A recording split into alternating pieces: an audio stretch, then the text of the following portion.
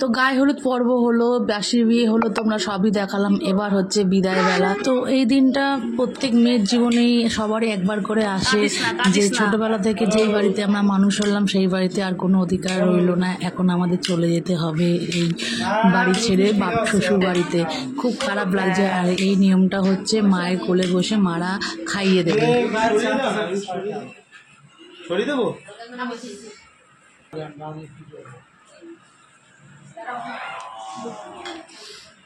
আরে আমি তারা দিলে হবে।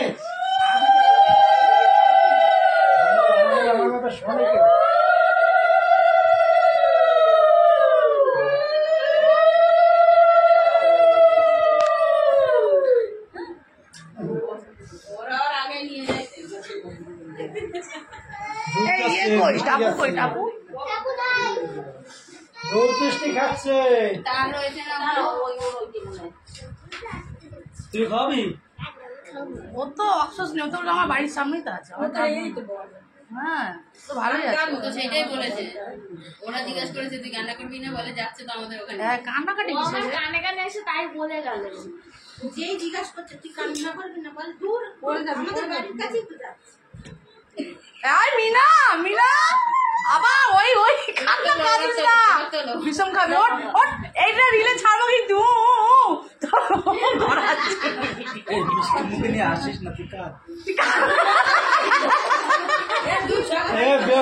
তুই আর অত খাস না। জলকা জলকা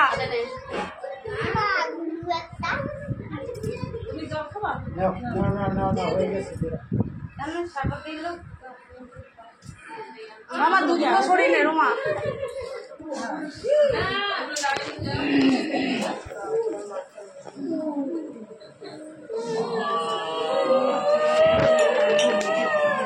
কি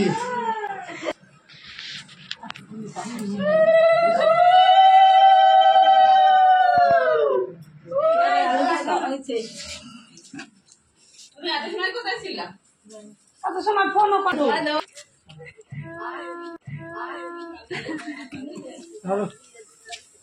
মিনার টোপরটা বেঁকে গেছে। এ মিনা, মিনা কাঁদিস না। রবিয়া কাঁদছে, পায়েল কাঁদছে, পায়েল পায়েল কাঁদিস না মিনা, কাঁদিস। এই সব ভিডিও পাঠিয়ে দেবো। কাঁদিস না, এই পায়েলের বিয়ে আবার আসতে হবে। ও 7 দিন পর আসবে তো, 7 দিন পর আসবে। কাঁদিস না, কাঁদিস না, বিছানার দিকে তাকাবি না।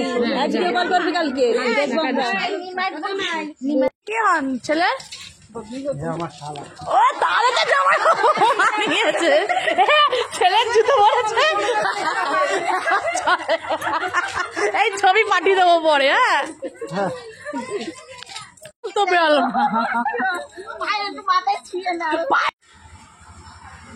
ঢুকবি না ভেতরে? গাড়ি এই তো বাটে চ। তোমরা কিন্তু এই মন্দিরটা আমাদের আগেও দেখেছিল। এটা পাড়ার আমাদের একটা শীতলা মন্দির, যে আমার ভাগনার যখন অন্নপ্রাশন ছিল তো এই মন্দিরেই এসেছিলাম। তো ও যখন শ্বশুরবাড়িতে নতুন যাচ্ছে, তো এই ঠাকুরের আশীর্বাদ নিয়েই নতুন জীবনের শুরু করবে, তাই জন্য ও নমস্কার করে নিল। এদিকে প্রণামী বাসকে কিছুটা প্রণামী দিয়েও দিল।